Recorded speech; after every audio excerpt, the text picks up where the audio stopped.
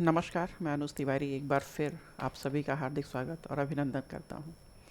मेरे दोस्त आरो यारो इसके इस बैच में एक बार फिर आप सभी का स्वागत है। जैसा कि आप देख रहे हैं ये अफवाह तंत्र पहले से ही ऑलरेडी लगा हुआ है, क्योंकि कल हमने इसी टॉपिक पे अपनी क्लास को होल्ड किया था। क्लियर? हम लोगों ने इस वाले टॉपिक पे अपनी क्लास को होल्ड किया था, बट अगर इससे पहले मैं आपसे कुछ इन्फॉर्मेशन शेयर करना चाहूँगा। फर्स्ट इन्फॉर्मेशन, जो लोग अभी नए हैं वो लोग एक बार हमारे टेलीग्राम चैनल @परम CLASSES परम अखिल क्लासेस पर विज़िट करके इस क्लास की PDF एक्सेस कर सकते हैं। उनके लिए यहाँ पे बहुत कुछ नया मिलेगा, जैसे कि हम लोगों ने ओवरऑल हिंदी का PYQS 2016 से लेकर के और 2021 तक ये हमारे टेलीग्राम पे अवेलेबल है। इजीली आप एक्सेस कर सकते हैं। ठीक, बहुत जल्द आपको हमारा परम अखिल का एप्लीकेशन और वेबसाइट भी देखने को मिलने वाला है। अब हम लोग आगे बढ़ते हैं और स्टार्ट करते हैं आज का अपना टॉपिक। क्लियर?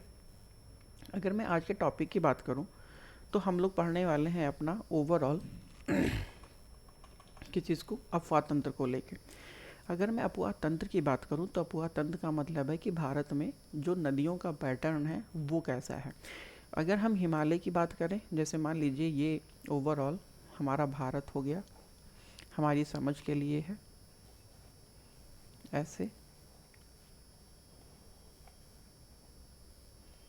ये हमारी समझ के लिए है।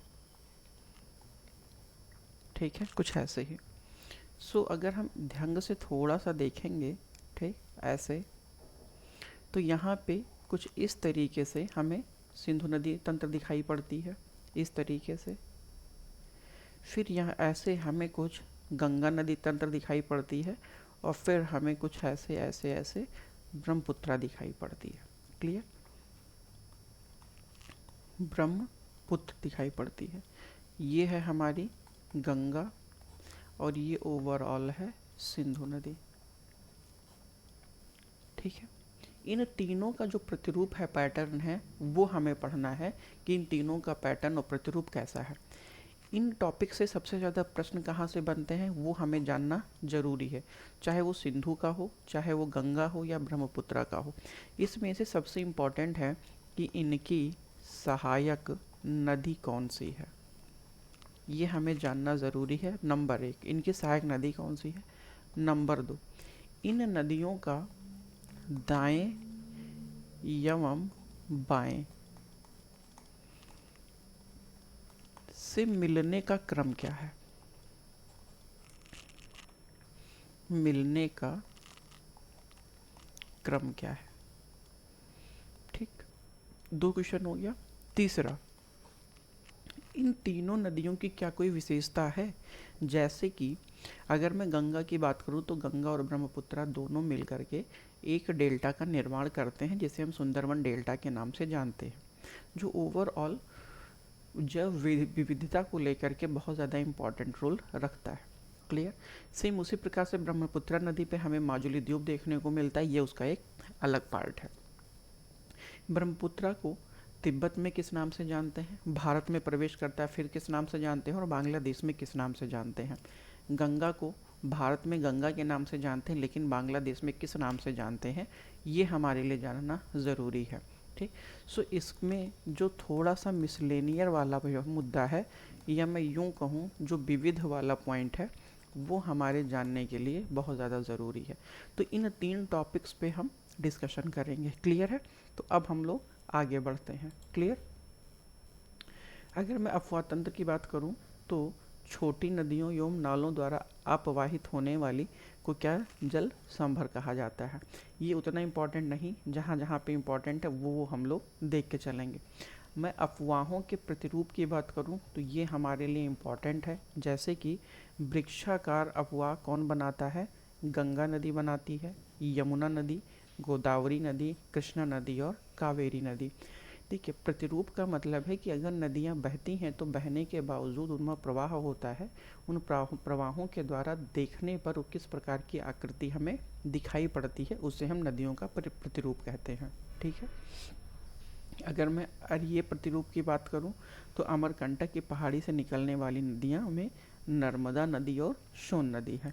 वहीं पे अगर मैं वलयाकार अफवाह प्रतिरूप की बात करूं तो नीलगिरी एवं पिथौरागढ़ की पहाड़ियों से निकलने वाली नदियां किस प्रकार के अफवाह तंत्र का या अफवाह प्रतिरूप का निर्माण करती हैं, वलयाकार करती हैं। अरब सागर में गिरने से नदियां कौन से प्रतिरूप का निर्माण करती हैं, तो समानांतर अफवाह का निर्माण करती हैं। झील एवं गर्त विसर्प किस प्रकार के अफवाह का है, तो ये अभिकेंद्रीय है। विंध्यन पहाड़ियों एवं पलामू क्षेत्र की नदियाँ किस प्रकार का अफवाह का निर्माण करती हैं, तो ये आयताकार अफवाह का निर्माण करती हैं। अफवाह नहीं, अपवाह का निर्माण करती हैं। जालीनुमा, ये थोड़ा सा इम्पॉर्टेंट है। जालीनुमा मतलब ग्रिड पैटर्न पे जब नदियाँ एक दूसरे के समानांतर बहती हों और सहायक नदियाँ उससे समकोण पर मिलती हों तो ऐसा प्रतिरूप जालीनुमा प्रतिरूप कहलाता है, जो ये मैंने ग्रिड पैटर्न पे बनाया है। क्लियर। हम भौगोलिक आधार पर भारतीय नदियों को दो अपवाह तंत्रों में देखते हैं, एक तो हिमालय नदी से निकलने वाली नदियाँ और एक प्रायद्वीपीय भारत या प्रायद्वीपीय की नदियाँ। इन दोनों का हम अनुसरण करते हैं। वे नदियाँ जो सामान्यतः ढाल का अनुसरण करती हैं वो अनुवर्ती नदी कहलाती हैं। क्लियर। इसी के साथ में थोड़ा सा और हम आगे बढ़े तो मुख्य अनुवर्ती नदी से समकोण पर मिलने वाली नदियाँ परवर्ती नदी कहलाती हैं। दिवांग और लोहित नदी किस प्रकार का अपवाह प्रतिरूप का निर्माण करती हैं, तो क्रमहीन अपवाह प्रतिरूप का निर्माण करती हैं। ये इम्पॉर्टेंट है। सिंधु नदी, ब्रह्मपुत्र नदी और सतलज नदी किस प्रकार के ये नदियों का उदाहरण है, तो ये पूर्ववर्ती नदी है। गंगा भी एक पूर्ववर्ती नदी है। वे नदियाँ जो स्थल खंड के ढाल का अनुसरण नहीं करती वे पूर्ववर्ती नदी कहलाती हैं। स्वर्ण रेखा नदी, सोन नदी, चंबल, बनासी किस प्रकार की नदियाँ हैं, तो ये पूर्वारोपित नदियाँ हैं। वहीं पे अगर मैं छोटी एवं तीव्र नदियाँ जो पश्चिमी घाट से निकलकर अरब सागर में मिलती हैं, ये समानांतर प्रतिरूप का निर्माण करती हैं। अब हिमालय से जो अपवाह तंत्र है या हिमालय में से जो नदियाँ निकलती हैं उन नदियों के बारे में हम एक बार चर्चा करें। अगर हम हिमालय की नदियों की बात करें तो सबसे मुख्य हमारा कौन सा है, वो है सिंधु, गंगा, ब्रह्मपुत्र। हालांकि हिमालय नदियाँ जब निकलती हैं तो वी आकार की घाटियों का निर्माण करती हैं।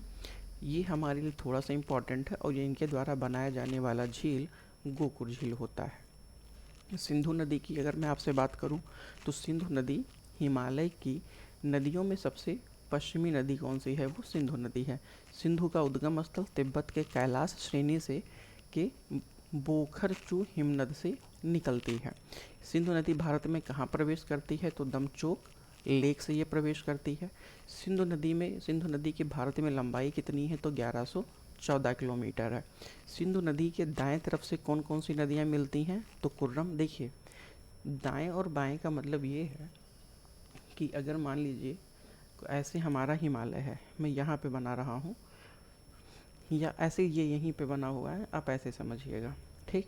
ये ओवरऑल हम मान लेते हैं कि हमारा इंडस रिवर कहाँ पर है, ये है हमारा सिंधु नदी। ऐसे ऐसे हमारी सिंधु नदी निकली हुई है, ये सिंधु नदी है हमारी। ठीक है, ये सिंधु नदी है। तो सिंधु नदी किस तरफ जा रही है, ये जा रही है पूरब से पश्चिम की ओर। तो इधर से मिलने वाली नदियाँ दाएं से मिलने वाली नदियाँ होंगी और इधर से मिलने वाली नदियाँ बाएं से मिलने वाली नदियाँ होंगी। इसीलिए हमसे यहाँ पे क्या कह रहा है कि दाएं तट से मिलने वाली नदियाँ, तो दाएं तट का मतलब कि इधर से मिलने वाली नदियाँ ये सब के सब दाएं तट से होंगी और इधर से मिलने वाली नदियाँ बाएं तट से होंगी। वो कौन कौन सी नदियाँ हैं, उन नदियों में काबुल नदी है, कुर्रम नदी है, गोमल नदी है, तोची, बिबोआ और संगर। ये कुछ महत्वपूर्ण नदियां हैं जो सिंधु की दाएं तट से मिलती हैं। वहीं सिंधु के बाएं से मिलने वाली नदियों में जास्कर है, सिगार है और पंचनद है। पंचनद में कौन कौन सी नदियां आती हैं, तो पंचनद में सतलज है, ब्यास है, रावी है, चेनाब है और झेलम है। ये सारी नदियाँ मिलती हैं किसमें? सिंधु नदी में। ठीक, जिसे आप इंडस के नाम से भी जानते हैं। क्लियर? जास्कर, सतलज, श्योक, स्फीति, उसका उत्तर से दक्षिण में सही क्रम आपको लगाना है। तो श्योक नदी, जास्कर नदी, स्फीति और सतलज नदी। मेरे दोस्त, अगर मैं थोड़ा सा आपको बारे में इसको और बताऊं तो सिंधु नदी में जो तटियों का निर्माण होता है कुछ इसी प्रकार से हमें देखने को मिल जाता है। ठीक, तो ऊपर से नीचे और नीचे से ऊपर क्रम में अगर आपको लगाने के लिए कभी भी कहा जाए तो ईजिली आप उन्हें लगा सकते हैं। क्लियर? अब हम लोग थोड़ा सा आगे बढ़ते हैं। आगे बढ़ने पे हम थोड़ा सा नदियों के बारे में भी देख लेंगे। पंचनद आपस में सिंधु से कहाँ मिलती हैं? तो मीठन कोटी के आसपास पे ये कहाँ पर है? पाकिस्तान में है। वहीं पे पंचनद में कौन सी नदियाँ? तो सतलज, ब्यास, रावी, चेनाब और झेलम, ये सारी नदियाँ शामिल हैं। और ये कहाँ पर मिलती हैं? तो कराची से पूर्व ये अरब सागर में मिल जाती हैं। ठीक, कराची से पूर्व यानी पहले ये कहाँ मिलती हैं? अरब सागर में। क्लियर है? ये याद रखिएगा। तो इतनी चीज़ें, इसी के साथ में कुछ और चीज़ मैं आपको बता दूं। यहाँ पे सिंधु नदी को लेकर के हमारे यहाँ एक ट्रीटी हुई थी जिसे हम किस नाम से जानते हैं? तो इसे हम जानते हैं सिंधु जल समझौता के नाम से। ठीक है, मैं यहीं पे लिख दे रहा हूँ, सिंधु जल समझौता के नाम से हम जानते हैं। और सिंधु जल समझौता कब हुआ है? तो ये हुआ है 1960 ईस्वी में। क्लियर?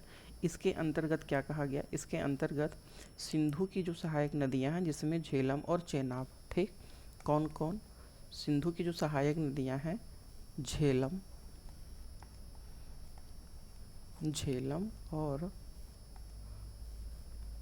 चेनाब, ठीक, इन दोनों नदियों का 20% जल का उपयोग कौन करेगा? वो करेगा भारत। क्लियर? 20% जल का उपयोग भारत करेगा। साथ ही में कहा गया कि सतलज और रावी का 80% जल का उपयोग कौन करेगा? भारत करेगा। साथ ही में मैं यहीं पे लिख दे रहा हूँ, सतलज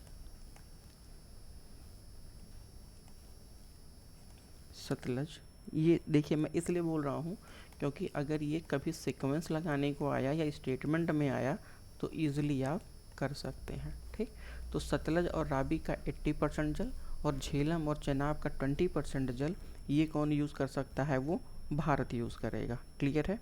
वहीं पे जो नुब्रा घाटी है ये कहाँ पर है? तो गिलगित बाल्टिस्तान वाले रीजन में है, ये आप याद रखिएगा। अब हम लोग थोड़ा सा और आगे बढ़ते हैं। झेलम नदी की मैं आपसे बात करूँ तो झेलम नदी के बारे में मैं थोड़ा सा यहीं पे लिख देता हूँ कि झेलम नदी पीर पंजाल पर्वत के बेरीनाग से निकलती है। ठीक, कहाँ से? बेरीनाग झील से निकलती है ये।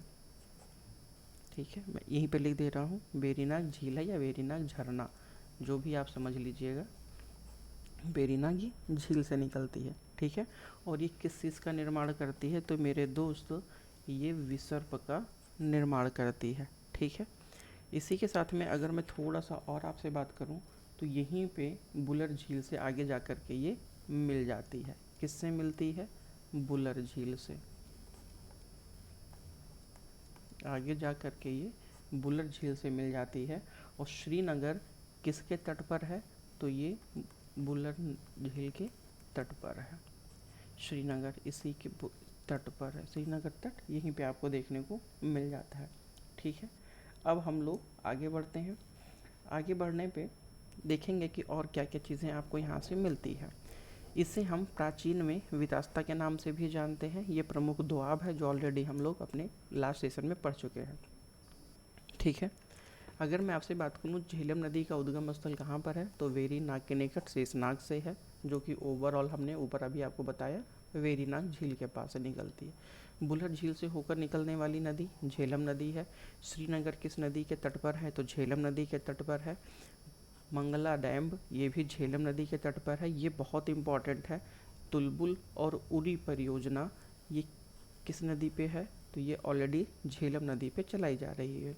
मुजफ्फराबाद से मीरपुर तक भारत पाकिस्तान की सीमा का निर्धारण कौन करता है?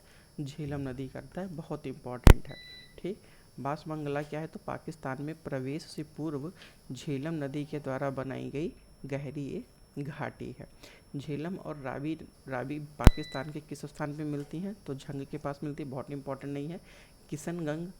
किशनगंगा किसकी सहायक नदी है? तो ये झेलम की और परियोजना के नाम से भी जाना जाता है। करेवा घाटी क्या है? ये कश्मीर घाटी में है और यह मिट्टी केसर की खेती के लिए बहुत ज़्यादा उपयोगी है। क्लियर। अब हम लोग आते हैं थोड़ा सा चेनाब नदी पर। चेनाब नदी को प्राचीन में अश्कनी नदी के नाम से भी जाना जाता था। क्लियर है। अगर मैं चेनाब नदी की आपसे बात करूं तो चेनाब नदी यह हिमाचल प्रदेश में चंद्रभागा के नाम से कहलाती है। और चंद्र और भाग दो नदियां हैं, इन्हीं के नाम से ये जानी जाती है, या इन्हीं से इनका उद्गम स्थल माना जाता है। यही रीज़न है कि चंद्रभाग के नाम से ये जाना जाता है। ठीक, वहीं पे अगर मैं चेनाब के अपवातंत्र की बात करूं तो ये इसका जो अफवाह क्षेत्र है इतना वर्ग किलोमीटर, भारत में 1180 वर्ग किलोमीटर के आसपास देखने को मिलती है। चेनाब नदी पर निर्मित महत्वपूर्ण परियोजनाएं कौन कौन सी हैं? तो ये मेरे दोस्त बहुत इंपॉर्टेंट है। चेनाब नदी पे बनने वाली महत्वपूर्ण परियोजनाएं बगलीहार, सलाल परियोजना और दुलहस्ती परियोजना।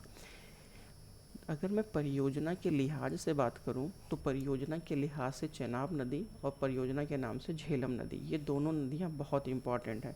दूधगंगा नदी किस राज्य में स्थित है? ये जम्मू कश्मीर में स्थित है। भारत की किस नदी पर विश्व का सबसे ऊंचा पुल बनाया जा रहा है? तो ये चेनाब नदी पे भारत का सबसे ऊंचा पुल बनाया जा रहा है। क्लियर है। अब अगर मैं थोड़ा सा और आगे बढ़ता हूँ तो है रावी नदी।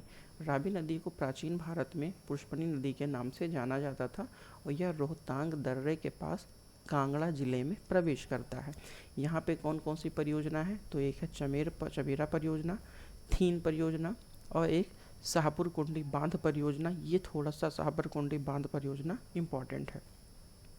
रावी और चेनाब का संगम कहाँ पे होता है? ये पाकिस्तान में होता है। वहीं पे चुम्बा घाटी में प्रवाहित होने वाली नदी कौन सी है? वो रावी नदी है। ब्यास नदी को हम किस नाम से जानते थे? तो व्यास नदी को हम बिपाशा के नाम से जानते हैं। ब्यास नदी का उद्गम स्थल ब्यास कुंड रोहतांग दर्रे से होकर के निकलती है। कुल्लू घाटी से प्रवाहित होने वाली नदी ये कौन सी है? वो ब्यास नदी है। धौलाधार श्रेणी के काती और लारंगी में कौन सा गर्म नदी गाज बनाती है? तो व्यास नदी है। व्यास नदी में किस स्थान पे प्रवेश करती है? तो ये होशियारपुर ज़िले में करती। बहुत इंपॉर्टेंट नहीं है, लेकिन ये हरिके बैराज इंपॉर्टेंट है। यहाँ पे हरिके नामक किस नदी पे बना हुआ है? तो ये ब्यास नदी पर है। और हरिके बैराज नहर इंदिरा गांधी नहर की निकाली गई है।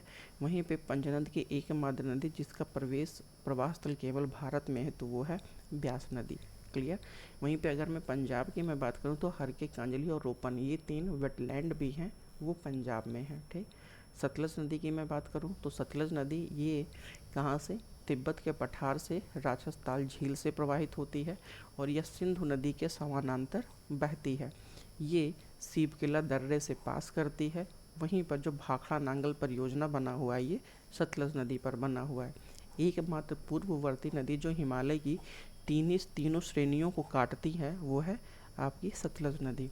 वहीं पे फिरोजपुर से लेकर के और पंजाब के बीच में भारत एवं पाक की सीमा का निर्धारण भी सिंधु नदी करती है।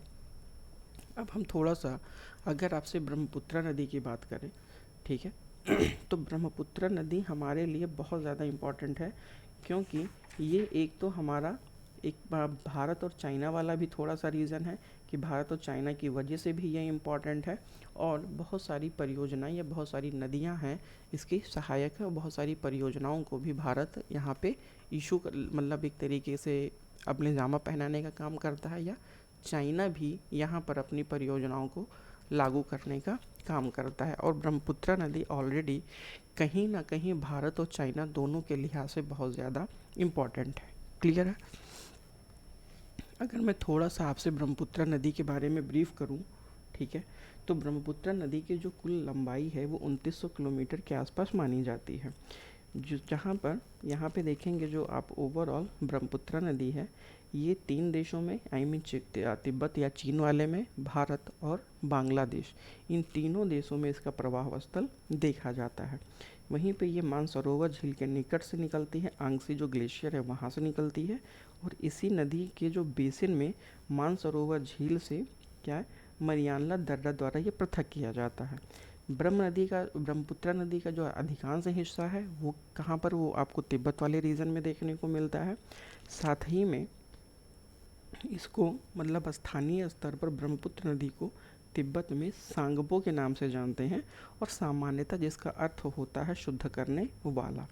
वहीं पे ये जब हमारे यहाँ भारत में प्रवेश करती है तो जो हमने नामचा बरवा नामक पर्वत देखा था, जो कि भारत का पूर्वी वाला पॉइंट माना जाता है नामचा बरवा, तो ये नामचा बरवा से टर्न करती है दक्षिण पश्चिम की ओर और एक गहरे गार्ज का निर्माण करती है। और वहीं पे जब ये अरुणाचल प्रदेश में प्रवेश करती है तब इसे हम दिहांग के नाम से जानते हैं। साथ ही में पासी घाट के निकट जब ये पहुंचती हैं तो इनकी सामान्यतः 2 सहायक नदियां, एक है दिबांग और लोहित, से मिलने के बाद में इनका नाम क्या पड़ता है, ब्रह्मपुत्रा पड़ जाता है।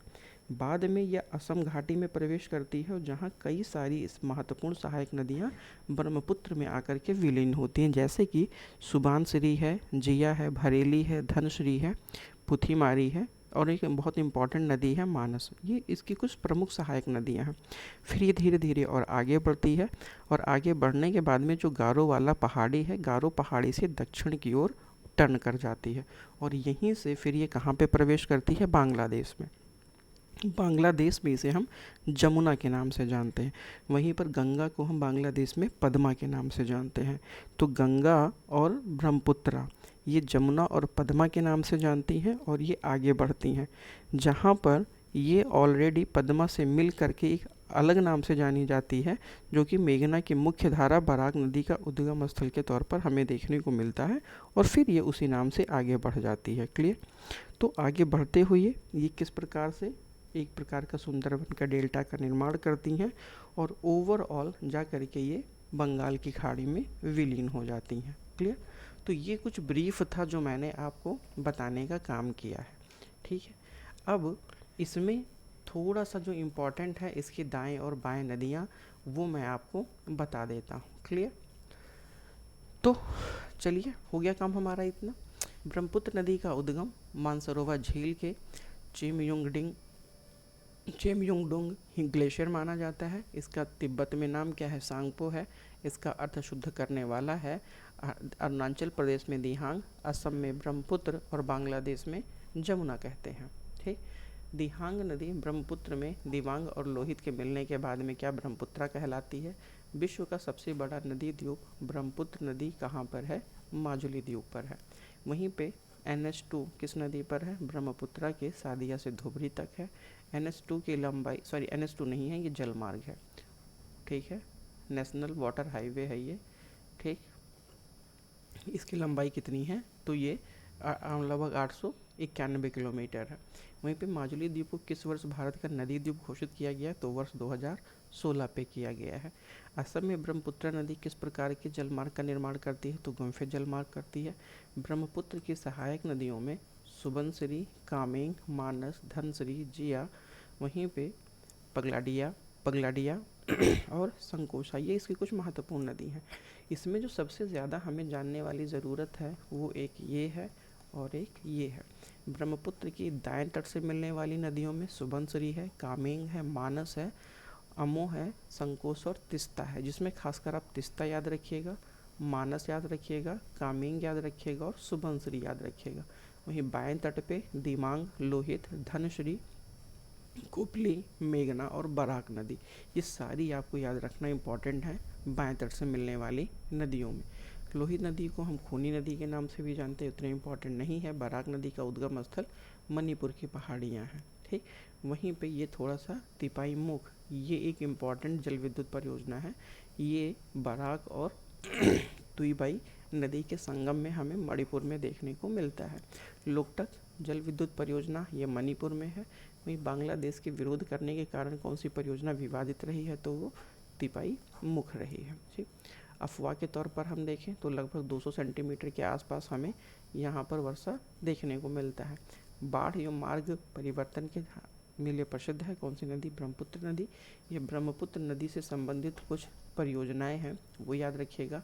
एक तो कोपली जल विद्युत परियोजना है, कामेंग जल विद्युत परियोजना, और इसी में एक है रंगा नदी जल विद्युत परियोजना, और एक है हमारा ये धालेश्वरी जल विद्युत परियोजना।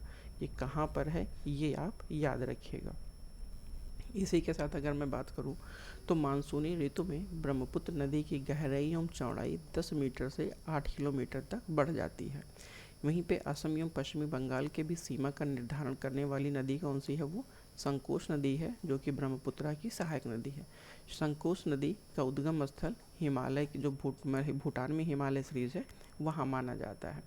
अब मैं बात करता हूँ आपका थोड़ा सा गंगा अपवाह तंत्र को लेके। देखिए, अगर मैं गंगा अपवाह तंत्र की बात करूँ तो ये सतोपत हिमानी ग्लेशियर से निकल करके अलकनंदा और गोमुख के निकट गंगोत्री ग्लेशियर से निकलने वाली भागीरथी और देवप्रयाग में मिलने के बाद में संयुक्त रूप से गंगा कहलाती है। कहने का सेंस है कि गंगा का उद्गम स्थल गंगोत्री से नहीं है, जबकि गंगोत्री से क्या कौन निकल रहा है? भागीरथी निकल रही है। ठीक, तो हम कह सकते हैं कि गंगा का उद्गम स्थल किससे हुआ है? तो गंगा का उद्गम स्थल अलकनंदा और भागीरथी के मिलने पे गंगा का निर्माण हुआ है। क्लियर है? बद्रीनाथ नदी किस तट पर है? तो ये अलकनंदा नदी पर स्थित है। गंगा की बाएं से मिलने वाली नदियों में रामगंगा, गोमती, घाघरा, गंडक, बागमती, कोसी और महानंदा है। वहीं दाएं तट से मिलने वाली नदियों में यमुना, तमसा, सोन, टोंस, कर्मनाशा, पुनपुन और क्या कहते हैं क्यूल नदी है। इन दोनों नदियों के जो मिलने का दाएं और बाएं तट का है, ये सीक्वेंस आपको याद रखना चाहिए। इसी के साथ में अगर मैं आपसे थोड़ा सा और गंगा के बारे में ब्रीफ करूं, मैं यहाँ पे लिख दे रहा हूँ, आपको याद रखना चाहिए। अगर मैं गंगा के अगर मैं थोड़ा सा आपको गंगा के बारे में कुछ और ब्रीफ करूं या एक तरीके से इंट्रो करूं, तो गंगा के बारे में सबसे खास बात यहाँ है कि यहाँ पे जो जो एक प्रकार से नदियाँ मिली हैं कहाँ कहाँ पर, वो हमारे लिए बहुत जानना ज़रूरी है। जैसे कि अगर मैं बद्रीनाथ की बात करूँ तो बद्रीनाथ में धौली गंगा और विष्णु गंगा वाले रीजन से देखने को मिल जाती है। ठीक, वहीं पर धौली गंगा यानी विष्णु प्रयाग किससे मिलती है? बद्रीनाथ के आगे वाले रीजन में। फिर हमें मंदाकिनी, पिंडारी, केदारनाथ, मंदाकिनी, भागीरथी देवप्रयाग में मिलती है। भागीरथी और अलकनंदा, इन दोनों के मिलने से भागीरथी गंगा के नाम से आगे बढ़ती है। तो इन चीज़ों को भी हमें जानना चाहिए। क्लियर है? अगर हम थोड़ा सा नदियों के प्रयाग स्थल की बात करें तो जैसे पिंडारी नदी किससे मिलती है? तो वो कर्णप्रयाग में मिलती है। केदारनाथ और मंदाकिनी नदी रुद्रप्रयाग पर मिलती है। वहीं पे मंदाकिनी और नंदाकिनी ये नंदप्रयाग पे मिलती है। तो इन चीज़ों को आप थोड़ा सा ध्यान रख के आगे बढ़िएगा, जिससे कि गलत ना होने पाए। क्लियर है? तो गंगा के बारे में और गंगा के मुख्य सहायक नदियां हैं, उनके बारे में भी हम थोड़ा सा जानने की कोशिश करेंगे। ये कहाँ पे प्रवेश करती है? हरिद्वार में। केदारनाथ के दाएं तट पे, केदारनाथ के तट पे कौन सी है? मंदाकिनी है। भारत की सबसे बड़ी अपवाह क्षेत्र वाली नदी गंगा है। कानपुर, प्रयागराज, बनारस, पटना नदी गंगा में सबसे बड़ा शहरों पे कौन सा बसा है? तो वो है हमारा कानपुर। इसी के साथ में गंगा नदी के जल का प्रवाह अधिकतम कब हमें देखने को मिलता है? तो अगस्त से सितंबर के महीने में देखने को मिलता है, बरसात वाले रीजन में मिलता है। वहीं पे अगर मैं गंगा नदी की सर्वाधिक लंबाई की बात करूं तो ये कहाँ पर है? ये उत्तर प्रदेश में 1450 किलोमीटर हमें देखने को मिल जाता है। वहीं पे अगर मैं आपसे बात करूं कि गंगा नदी की न्यूनतम लंबाई हमें झारखंड में देखने को मिलती है 40 किलोमीटर। रामगंगा गंगा नदी से कहाँ पर आकर मिलती है? तो ये मिलती है कन्नौज में। गंगा की एकमात्र ऐसी नदी जिसका उद्गम स्थल मैदानी भाग से है तो वो है गोमती नदी। कहाँ से? ये फूलर झील से निकलती है। गंगा की कुल लंबाई 2525 किलोमीटर है, ये हमें पता है। यही मैं आपसे बोल रहा था कि देवप्रयाग, भागीरथी और अलकनंदा, रुद्रप्रयाग, मंदाकिनी और अलकनंदा, कर्णप्रयाग, अलकनंदा एवं पिंडार, वहीं पे विष्णु प्रयाग में अलकनंदा और धौली गंगा, नंद प्रयाग में अलकनंदा और नंदाकिनी। इन चीज़ों के नदियों का जो स्थल है वो इनके नाम से जाना जाता है। जैसे भागीरथी और अलकनंदा जहाँ पर मिलती है तो उन्हें देवप्रयाग कहा जाता है। मंदाकिनी और अलकनंदा जहाँ पर मिलती हैं तो वह रुद्रप्रयाग कहलाता है। अलकनंदा एवं पिंडार कर्णप्रयाग कहलाता है। अलकनंदा और धौली गंगा विष्णुप्रयाग कहलाता है। देखिए, हमें सब याद करने की ज़रूरत नहीं है, हमें इनमें से कुछ याद रहे तो हमारा काम इजली चल जाएगा। क्लियर?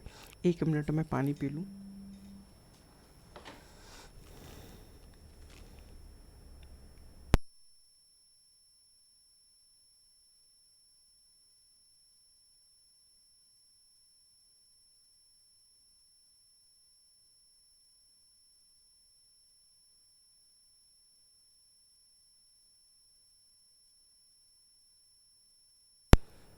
ओके, तो इन चीज़ों पे हमें जानना चाहिए। अगर मैं इसका शॉर्टकट कोई निकालने की कोशिश करूँ तो बी से भागीरथी और ए से अलकनंदा यानी बी ए, और एम ए यानी मंदाकिनी और अलकनंदा तो एम ए, और अलकनंदा और पिंडार तो पी ए, ये पी ए हो गए, और एम दो को छोड़ दो, ज़्यादा निमोनिक हम नहीं बनाएंगे नहीं तो गलत हो जाएगा। देखिए, अगर मिलाने को आया भी तो अगर हमें 3 पता होगा तो हम कर ले जाएंगे, ठीक है। तो अब देखिएगा, सबसे बड़ा कौन है तो सबसे बड़े भगवान शिव को माना जाता है, तो ये रुद्र हो गए। और सारी इन डिग्रियों में सारी सबसे बड़ी डिग्री कौन सी है तो वह एम ए सबसे बड़ी डिग्री है। तो जो सबसे बड़ी डिग्री है वो किसके पास है? जो सबसे बड़े देवता हैं उनके पास है। तो भोले शंकर के पास मान लिया एम ए है, भोले शंकर ने एम ए कर रखा है। फिर उसके बाद में कौन सी डिग्री है तो मैं मान लेता हूँ कि उससे छोटी डिग्री थी बी ए। तो सारे देवता ने कौन सी डिग्री ले ली? बी ए। तो मतलब सारे देवता छोटे तो उनके पास बीए की डिग्री, फिर उनसे बड़े भगवान शंकर तो शंकर जी के पास में एमए वाली डिग्री। अब बेचारे कर्ण बचे, तो कर्ण का कौन सा काम था? वो पीए थे। पीए का मतलब एक तरीके से पर्सनल असिस्टेंट थे। चूँकि कौरव और पांडव 2 लोग थे तो पांडवों की मदद करने के लिए कौन आया था? भगवान विष्णु खुद ही आए हुए थे। और कौरव की तरफ से कौन आया था? तो कर्ण भाई साहब थे।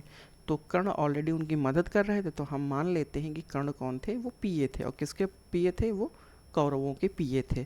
तो कर्ण प्रयाग से हो गया पीए, यानी अलकनंदा और पिंडार हो गया। ये पी ए पी या पी ए आप ऐसा समझ लीजिएगा, पिंडार और अलकनंदा। क्लियर?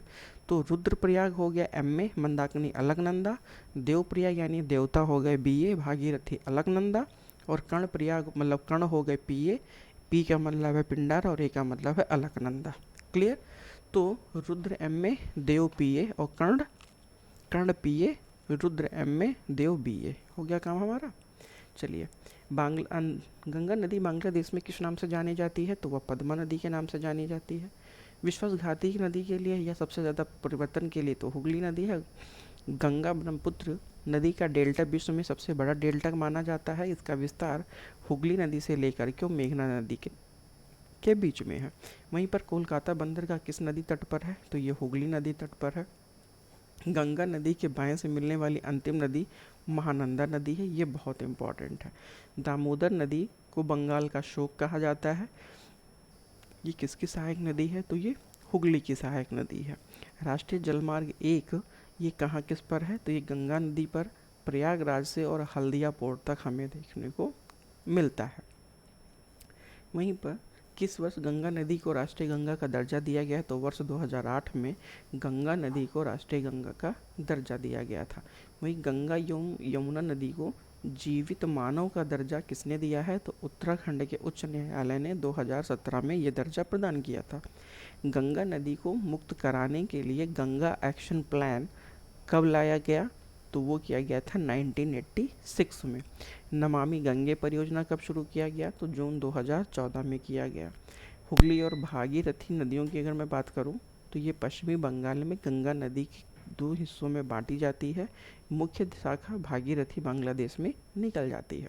वहीं गंगा नदी उत्तर प्रदेश में कितने जिलों में प्रवाहित होती है? तो 28 जिलों में प्रवाहित होती है। बिजनौर में प्रवेश करती है और बलिया अंतिम जिला है हमारा। गंगा नदी जो डेल्टा का निर्माण करती, सुंदरवन का डेल्टा, ये किस आकार का है? तो ये चापाकार डेल्टा है। वाटर टावर किसे कहते हैं? नेपाल में हमें गंगा नदी का वाटर टावर कह सकते हैं या कहा जाता है। ये थोड़ा सा स्टेटमेंट वाले हैं तो इसे आप देख लीजिएगा। सिंधु व गंगा पुआ तंत्रों के मध्य जल के विभाजन का कारण क्या है, तो वह पोटवार पठार माना जाता है। वहीं पे कुछ सहायक नदियाँ, उनके स्थल ये आप देख लीजिएगा। रामगंगा कन्नौज, गोमती गाजीपुर, सरयू छपरा, गंडक हाजीपुर, यमुना प्रयागराज, पुनपुन बिहार, दामोदर हावड़ा, महानंदा पश्चिम बंगाल, कोसी भागलपुर और सोन पटना नदी में। क्लियर। अब अगर मैं यमुना नदी की बात करूं तो यमुना नदी का जो उद्गम स्थल है ये यमुनोत्री ग्लेशियर्स के बंदर पूंछ श्रेणी से निकलती है। गंगा की सबसे लंबी सहायक नदियों में कौन सी, तो वो यमुना इसकी मुख्य सहायक नदी, जो कि प्रयागराज में दाएं तट से ये प्रवेश करती है। क्लियर। इसी के साथ में अगर मैं यमुना की प्रमुख सहायक नदियों में अन्य की बात करूं तो चंबल नदी है, सिंधु नदी है, बेतवा नदी है, केन नदी है, टोंस नदी और हिंडन नदी है। इन चीज़ों में भी हमारा ध्यान होना चाहिए। उसी के साथ में अगर मैं बात करूं कि यमुना की दाएं से मिलने वाली नदियों में कौन कौन सी नदी है, तो हमारी हिंडन नदी है, टोंस नदी, गिरी नदी, ऋषि गंगा, हनुमान गंगा, साथ ही रिंद, सेंगर और वरुणा है। ये हमें याद रखना चाहिए। चंबल, बेतवा, केन, सिंध, ये 4 नदियाँ बहुत इम्पॉर्टेंट हैं, जो कि यमुना के दाएं तट से मिलने वाली नदियाँ हैं। सहायक नदियों को ट्रिब्यूट रिवर के नाम से भी जाना जाता है। क्लियर। वहीं पे कुछ अन्य चीज़ें भी हैं जो कि आप देख लीजिएगा। अब हम बात करते हैं रामगंगा की। रामगंगा का नदियों का जो उद्गम स्थल है ये 2 टटोली श्रेणी से माना जाता है और रामगंगा नदी मैदानी भाग में कहाँ पे प्रवेश करती है, बिजनौर में। क्लियर। नजीमाबाद बिजनौर में ये प्रवेश करती है। वहीं पे गंगा नदी रामगंगा कन्नौज के निकट इसकी से विलीन हो जाती है और कन्नौज किस चीज़ के लिए फेमस है, तो वो इत्र के लिए फेमस है। ठीक है। वहीं पे कालागढ़ सिंचाई एवं जल विद्युत परियोजना किस नदी पर स्थित है, तो ये रामगंगा नदी पर स्थित है। क्लियर। घाघरा नदी की मैं बात करूं तो घाघरा नदी आप देख लीजिएगा। नदियां बहुत सारी हैं, इतनी नदियां हैं कि हम कितनों को पढ़ेंगे, बट जो प्रमुख नदियां हैं बस हमें वो जानना ज़रूरी है। नेपाल के बीच, भारत और नेपाल के बीच सीमा का निर्धारण कौन करने वाली नदी है, वो है काली नदी। वहीं पे शारदा नहर परियोजना जो उत्तर प्रदेश की सबसे बड़ी नहर परियोजना है, किस स्थान से शुरू हुई है, तो ये बनवासा से, उत्तराखंड से मानी जाती है। क्लियर। साथ ही में अगर मैं आपसे अन्य नदियों की बात करूं तो गंडक नदी है। गंडक नदी को वैदिक काल में सदानीर नदी के नाम से भी जाना जाता था। शालिग्राम जो पत्थर हैं ये किस नदी में पाए जाते हैं, तो ये गंडक नदी में पाए जाते हैं। मुक्तिनाथ क्षेत्र के रूप में ये जाना जाता है। वहीं पे जो गंडक वाला क्षेत्र है ये उत्तर प्रदेश में महाराजगंज एवं कुशीनगर और बिहार के भी सीमा का भी निर्धारण करती है। गंडक नदी को नारायणी नदी के नाम से भी जाना जाता है। बिहार का शोक हम किस नदी को जानते हैं, कोसी नदी को जानते हैं। अन्य प्रमुख नदियों में जो मिसलेनियर है, हुगली की वह सहायक नदी जो पश्चिमी बंगाल और झारखंड में भ्रंश घाटी से होकर के बहती है, वो है हमारी दामोदर नदी। ये इम्पॉर्टेंट है थोड़ी सी। भारत की पहली बहुउद्देशीय नदी घाटी परियोजना किस पे लाई गई थी, तो वो दामोदर घाटी परियोजना लाई गई है। तेलैया बांध, ये इम्पॉर्टेंट है। तेलैया बांध, बाल पहाड़ी बांध एवं मैथन बांध किस नदी पर स्थित है, तो ये बराकर नदी पर स्थित है। वहीं पे अय्यर बांध और पंचेत बांध ये दामोदर नदी पर स्थित है। साथ ही में जो इम्पोर्टेंट होगा वो मैं आपको बता के चलूँगा। सोने के उपकरण या स्वर्ण नदी के नाम से किसको जानते हैं, तो हम सोन नदी को जानते हैं। वहीं केन बेतवा नदी जोड़ो परियोजना किस राज्य से संबंधित है, तो उत्तर प्रदेश और मध्य प्रदेश में से ये संबंधित है। सिंधु सभ्यता का स्थल आलमगीरपुर ये किस नदी तट पर स्थित है, तो ये हिंडन नदी तट पर स्थित है। गोविंद बल्लभ सागर पंथ जलाशय ये रिहंद नदी पर है। जल प्रवाह के आयतन की माप क्यूसेक में किया जाता है, क्यूबिक मीटर पर सेकंड में किया जाता है। ठीक। उत्खात भूमि अन्य नामों से, जैसे बीहड़, जो चंबल का बीहड़ वाला क्षेत्र है, उस क्षेत्र को उत्खात भूमि के नाम से भी जाना जाता है। चंबल परियोजना का संबंध राजस्थान एवं मध्य प्रदेश में है। गांधी सागर बांध किस राज्य में स्थित है, तो यह मध्य प्रदेश में स्थित है। राणा प्रताप सागर या महाराणा प्रताप, वहीं पे जवाहर सागर बांध कहाँ स्थित है, तो ये राजस्थान में स्थित है। लखनऊ और जौनपुर किस नदी पर स्थित है? गोमती नदी पर। कोसी परियोजना भारत और नेपाल की है। गंडक परियोजना बिहार और उत्तर भारत एवं नेपाल की है। तो हम लोगों ने लगभग उत्तर भारत की नदियों को देख लिया है। क्लियर? सो मेरे दोस्त, अभी तक हम लोगों ने ओवरऑल जो प्रायद्वीपीय भारत की नदियां हैं उन्हें होल्ड किया है, और जो उत्तर भारत की नदियां या हिमालय की नदियां हैं, हिमालय क्षेत्र की नदियां हैं, उनको हमने यहाँ पर कवर कर लिया है। अपने नेक्स्ट वीडियो में हम लोग प्रायद्वीपीय भारत की नदियों का भी अध्ययन करेंगे। सो मिलते हैं अपने नेक्स्ट सेशन में। तब तक के लिए थैंक यू सो मच। जय हिंद।